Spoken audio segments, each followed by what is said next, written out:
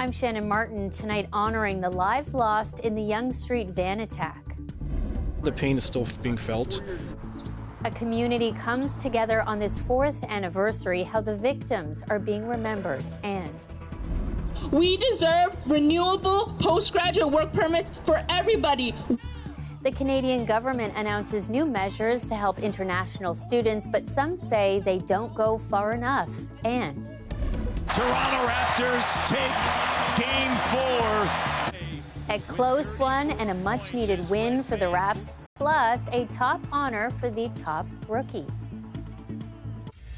This is CBC Saturday News.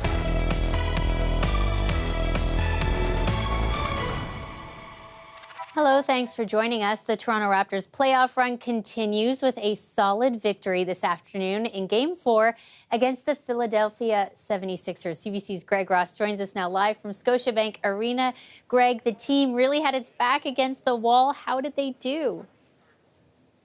Well, I'll tell you what, they came out swinging in this one. The Raptors needed a good performance, and they got a good performance. They started the game strong, and they finished the game even stronger. 110-102 was the final score in this game. The Raptors came into this game trailing 3-0 in this series. They wanted to avoid being swept. There's no doubt about that. They were able to get it done. I was standing out in Jurassic Park as the final buzzer went off, and here was the reaction from fans afterwards.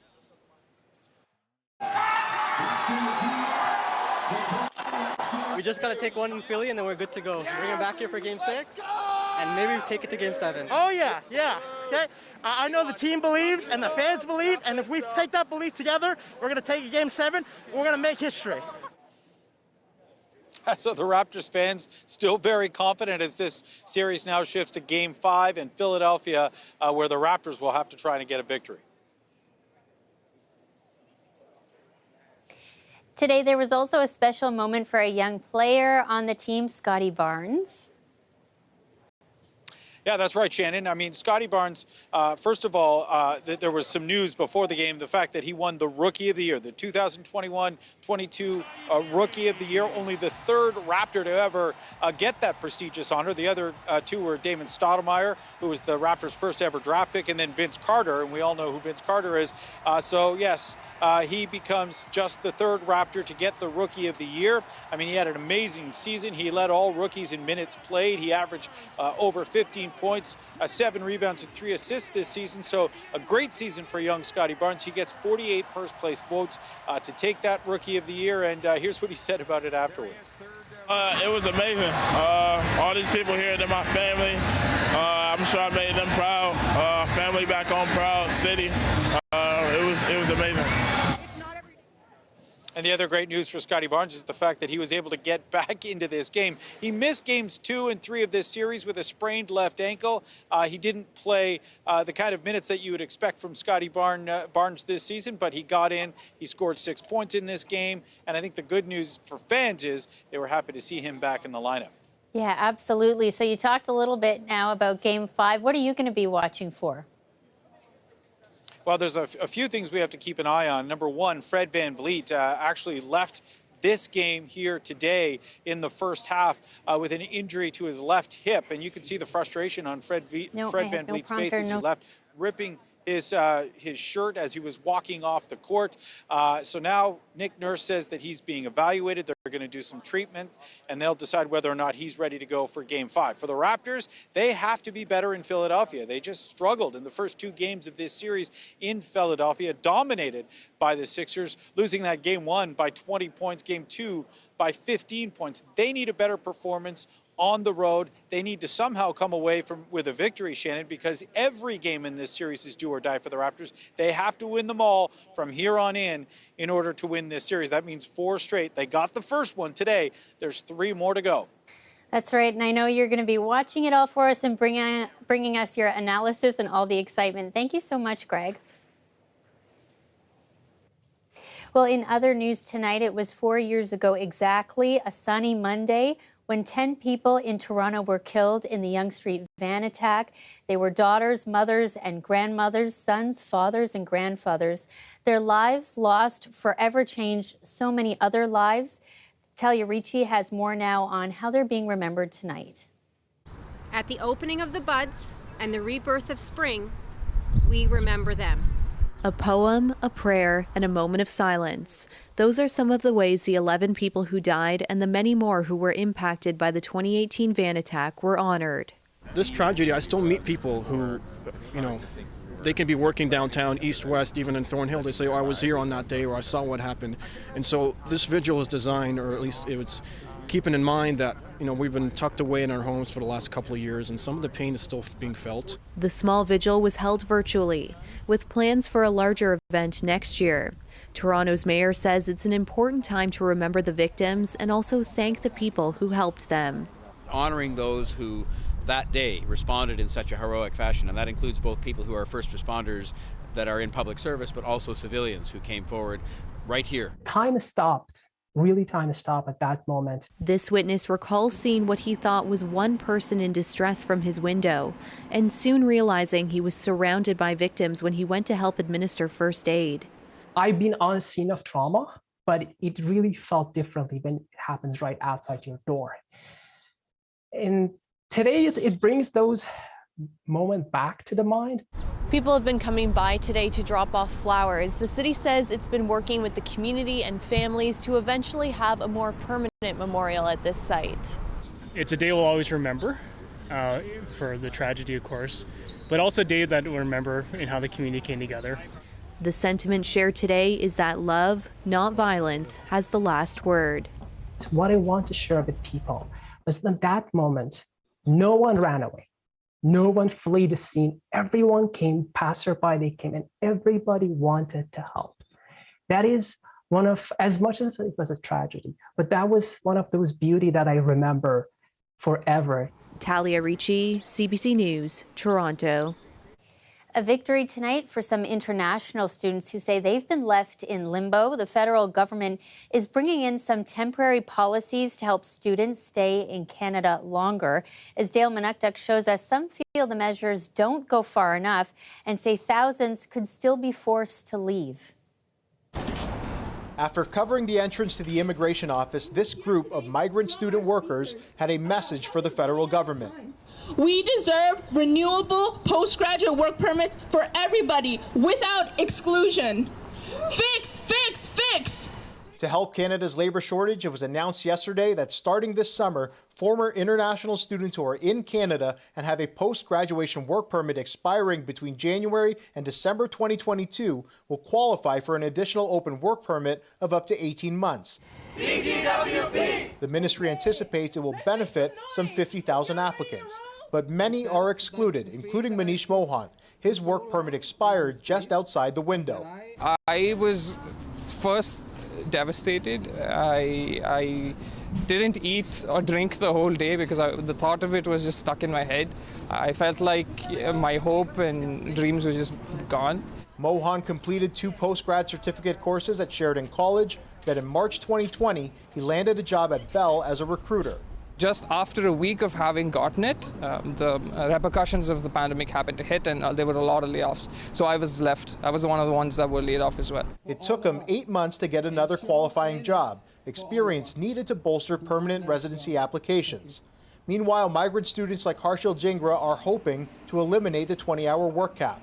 He says it leads to employers paying cash under the table to those exceeding the limit. They have some kind of leverage over us, and the moment we start working on cash, we'll just stay silent.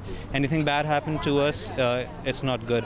There are no plans to change the criteria. However, in a statement from a ministry spokesperson, students who wish to work more than 20 hours a week while class is in session may apply for a regular work permit on top of their study permit if they are eligible, as it is possible to hold both a study and work permit at the same time.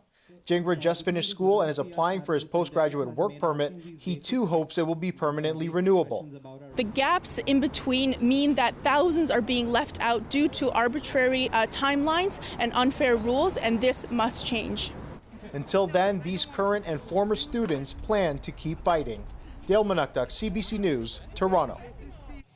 A man who spent 14 years imprisoned in Guantanamo Bay is now suing the Canadian government for $35 million. He says intelligence from authorities that led to his arrest was flawed.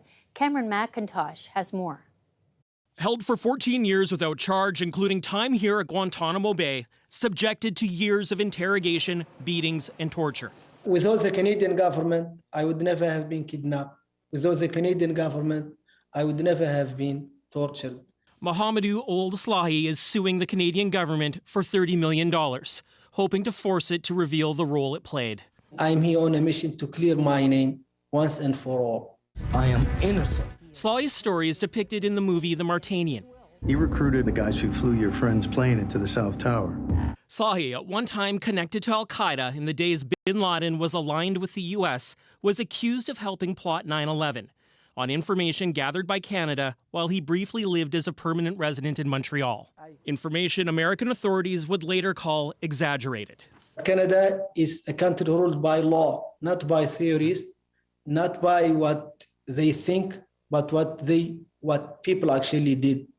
The case is reminiscent of Mayor Arar, who after years successfully got a $10.5 million settlement from Canada.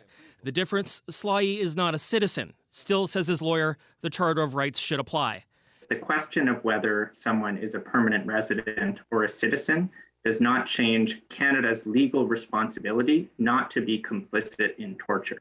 This case just reaffirming fears among many Muslims about authorities overstepping bounds.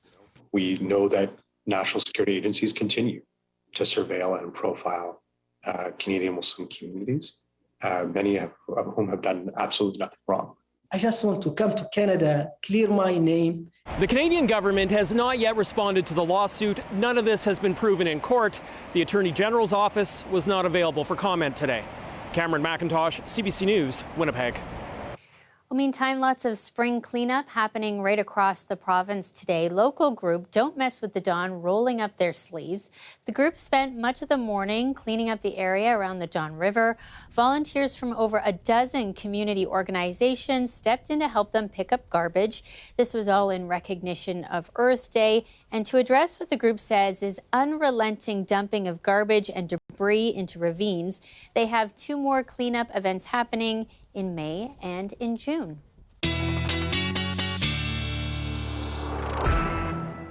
Time for our first check at the forecast. Victoria Fenn Alvarado is with us tonight. You know, not too bad of a day for spring cleanup, but it could still be warmer. Right? It could be warmer. Yeah. We do have warm conditions on the way, depending on where you are. That's the key component to this next story. We finally saw some well-deserved sunshine this evening for your Saturday, but temperatures still kind of cool. 6 degrees, feeling more like 1. And as we head on into your Sunday morning, 8 degrees, feeling like 5. This icon here, that's indicating fog. So you could see some fog across the GTA. But really, the temperature story, that's going to be the real key component here. As we take a look at the wind gusts, the wind gusts are going to play a key factor in our temperature story, and not necessarily in how strong the winds are gusting. They're not that strong. It's the direction. They're heading from the southeast, which means the breeze off the lake is going to feel cool. So if you're along the lake shore, cooler conditions. The Lake Ontario is only about 2 degrees right now. So if you dodge it, if you're in Hamilton or even Windsor, you're getting to about 28 degrees. But Toronto, just 16, so you're missing out on the summer-like conditions. I'll talk more about this in the long-range forecast as well. Okay, thanks, Victoria. See you soon. See you soon. Welcome back to Ukraine next, where Russia's latest onslaught brought a strike against a 14-story apartment block in Odessa. Ellen Morrow is part of the CBC News team on the ground there, and she has more on what we've learned about the attack tonight. There was a new attack today in the port city of Odessa, a strategic port city. Ukrainian officials saying several Russian missiles targeted Odessa, killing several people, including a 3-month-old baby. We have had some comment on this strike from the Russian Defense Ministry as well. According to Russian media, it's saying the strike targeted a military depot that was storing foreign weapons. But Ukrainian officials say a residential building was hit as well. Ukraine's foreign minister has been tweeting about this attack, saying the aim of it was to create terror. There is fierce fighting raging in eastern and southern Ukraine. In Mariupol, where there's been so much focus over recent days, there are still tens of thousands of people trapped, according to that city's mayor. There was some hope earlier today that there would be a humanitarian corridor that would help some of those civilians escape to another city, Zaporizhia, but those hopes were dashed. That humanitarian corridor did not actually help get anyone to safety earlier today. So those people continue to languish in unimaginable conditions. This is the weekend that marks Orthodox Easter in the midst of this war. We were at a ceremony earlier today at a 300-year-old church here in Lviv. In the courtyard of that church, dozens of people came throughout the day with baskets filled with Ukrainian Easter bread. This is an important tradition where they have that bread blessed by a priest, and it will be the first meal they eat tomorrow morning. It's supposed to be a joyful holiday, but of course there is so little joy in this country and so much pain. We spoke to a woman at that service this morning who fled from eastern Ukraine. Her husband is still there, and she shook and cried as she talked about her heartbreak at what is happening. And shortly after one of those ceremonies this morning, the air raid sirens went off, a really stark portrait of marking this Easter of war. Ellen Morrow, CBC News, Lviv. Voters in France go to the polls tomorrow. The war in Ukraine has become a central issue during the presidential campaign. CBC's Karen Pauls is in Paris and has our story. France's presidential election could have major implications for Ukraine, and people at this rally know it. The woman, Madame Le Pen, she is engaged behind Putin, so I don't want that. I hope that it's going to be all right, but there was a moment where I was really, really afraid of what will happen. Under President Emmanuel Macron, France has imposed strict sanctions on Russian oligarchs and businesses and has given Ukraine military equipment and humanitarian aid. Macron has benefited from his shuttle diplomacy as he's tried to de-escalate the conflict. This analyst says he's playing a leadership role in the European Union. He was the one who pushed for common vaccines along with the European Commission. He's the one who's pushing for European defense. Marine Le Pen, has made no bones about the fact that she would renegotiate France's relationship with Europe, that she doesn't want an integrated Europe, she doesn't want a European Union. People here see far-right candidate Marine Le Pen as an ally of Vladimir Putin. In 2014, she supported the annexation of Crimea and received a $10 million loan from a Russian bank to support her political party. I just only know about Marine Le Pen and so close relation with Putin, and seems like support Putin politic. Of course, I am but I am Ukrainian.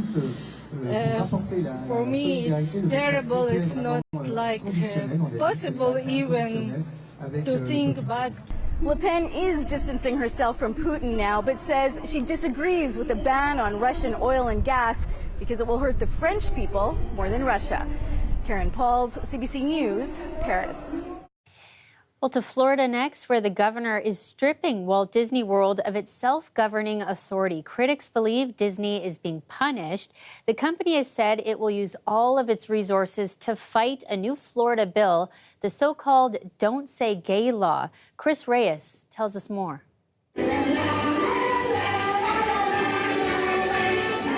The tune is from one of Disney World's most popular rides, but it also says a lot about how the theme park has been able to operate in Florida for more than 50 years, like a world unto itself. A new law will change that. Florida Governor Ron DeSantis signed a bill Friday afternoon, dissolving the status that gave the massive theme park special governing status under the Reedy Creek Improvement District. The private government was first established in the 1960s and allowed Walt Disney World to run its property right down to managing and funding their own fire department, roads, power, and water supply. Look, I think this is an unfortunate incident. I think both Orange County, Florida, and the greater Central Florida District, as well as the Disney Corporation, will suffer here from the tearing down of a very successful 55-year ordinance that saw the people of Florida get better services at a lower cost. The fight between Disney and Florida was first sparked by the company's opposition to the state's new law signed last March, limiting educators from talking about sexual orientation and gender identity to students in kindergarten to grade 3.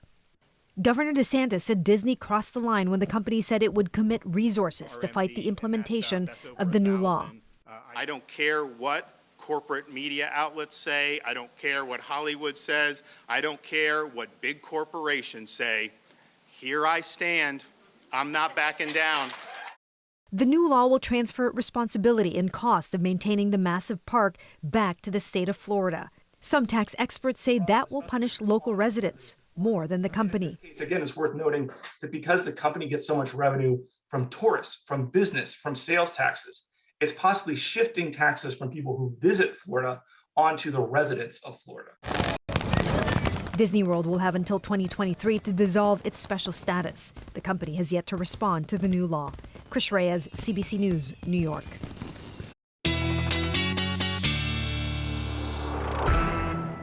Victoria is back now with the full forecast, and I feel like Windsor, London, those are the places to be tomorrow. Those are the places to be. But Shannon, do you want the good news first or the not so good news? Okay. I guess we got to hear it all, right? That's the thing. We're going to hear it all. I'm going to have to. I'll start off with the good news to give you a moment to brace yourselves for what I'm about to say. 28 degrees in Windsor, yes. And I've been waiting all year to put up this feels like map because with some humidity, we're feeling more like 31. Meanwhile, in Toronto, near the lake shore, unfortunately, you're not getting that warm. With the feels like conditions, it's only going to feel like 15 because of the cool lake breeze. Meanwhile, cottage country is going to be feeling warmer than Toronto. I have family up in Muskoka. They're going to want to brag about this to me, about how warm it is. Stay outside for your Sunday. Stay at the cottage as long as you can on your Sunday, because here's the not so good news. Some rain is on its way for Monday, and this is going to be a widespread event for your Monday morning, even in through the afternoon, and yep, through the evening as well. All the green widespread across southern Ontario there. And I want to brace you all for this. By next Wednesday, we get down to 6 degrees. I have like some nervous laughter going on because I am not mentally prepared for this.